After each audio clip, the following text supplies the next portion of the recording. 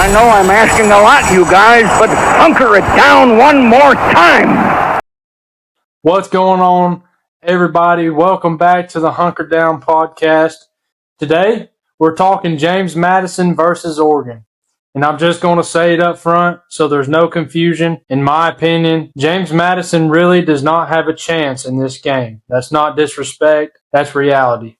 When you line up talent, depth, speed, and expectations, college football isn't always about effort. Sometimes it's about who you are and who you are playing.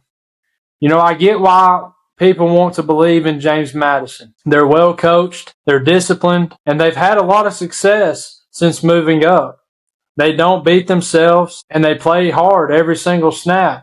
But effort and organization only take you so far when the other team has a different level of athlete at almost every position. This isn't a knock on JMU. It's a reality check. When I look at this matchup, the talent gap is just too big to ignore. Oregon has elite speed at wide receiver. They have elite athleticism on the offensive line and depth that allows them to rotate players without losing the effectiveness. You know, James Madison, they're solid, but Oregon is just too explosive. And that difference shows up fast, especially when mistakes happen or fatigue sets in. James Madison can execute perfectly and still find themselves down double digits by halftime. Oregon can make one mistake and erase it with one play. That's just how Oregon's offense is. They're explosive.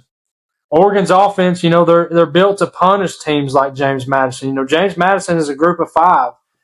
They want to spread you out, force you to cover the entire field, and then hit you with a speed that you just don't see every week. James Madison's defense is sound, but sound doesn't always stop elite athletes. Eventually somebody's going to miss a tackle, somebody's going to take a bad angle. Against Oregon, those small mistakes turn into touchdowns. You know, every time an underdog comes and plays a big powerhouse team like this, everybody says the same thing. Slow the game down, control the clock, and yeah, that sounds great until you realize you have to stop the other team. You know, even if James Madison puts together a 10-play drive, Oregon has enough firepower to answer that right back with a 2-play drive. So that's the problem. You can play a perfect football game and still lose control of the game. I mean, it's just how it's going to go. You know, this game, it might look respectable early, I'm not sure, but Oregon's depth matters. Their second, third string guys would start on a lot of rosters. James Madison, they don't have that luxury. I see this, you know, by the third quarter, fatigue is going to set in, and by the fourth, Oregon's speed just becomes overwhelming, and that's when the game turns and it's going to get lopsided. For Oregon, this is a business trip. Win the game, stay healthy, and move on. They're not here to experiment with anything. They're here to dominate.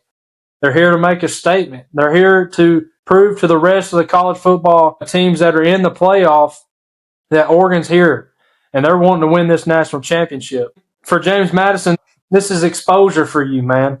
This is measuring yourself against best of the best. But measuring yourself doesn't mean beating them. I don't see James Madison pulling the upset here. You know, when I wrap this thing up, this was kind of a short and sweet episode, but you know, college football fans, they often love the story of the underdog. They love the idea of chaos. And every once in a while, we'll get it upset where the underdog comes in there and knocks off a big-time program like Oregon. But this isn't one of those games, in my opinion. James Madison, they're a good program for a group of five team. They're well coached. They're disciplined. They're tough. They deserve respect, but at the end of the day, Oregon is just more talented. They're built to punish teams that can't match them athlete for athlete. One missed tackle turns into a touchdown. One blown coverage turns into 6 points. And once that starts happening, the game script is going to flip completely. This is about mindset. James Madison might have a few moments. They might put together a solid drive. They might make this game look competitive. Who knows? But for 4 quarters against a talented team like Oregon, I just don't see a realistic path to them winning this game. My final prediction is going to stay the same. Oregon wins comfortably. The score probably gets away in the second half. And the takeaway isn't about JMU falling. It's about Oregon doing exactly what a national contender is supposed to do. And that's the part people need to understand. Not every game is up for debate. Some games are about reality. And in my opinion, this one is pretty clear. So that's going to do it for today's episode of the Hunker Down Podcast. If you like the honesty, make sure you like and subscribe. And if you disagree, let me know in the comments. Do you think James Madison is going to pull the upset here? I'm always down for conversation. That's what the Hunker Down Podcast is designed for.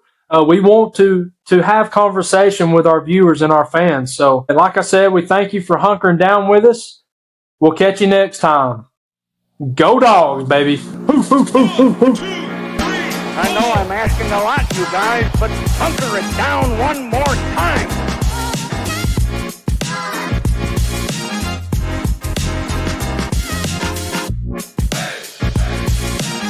Let me get a Go Dogs.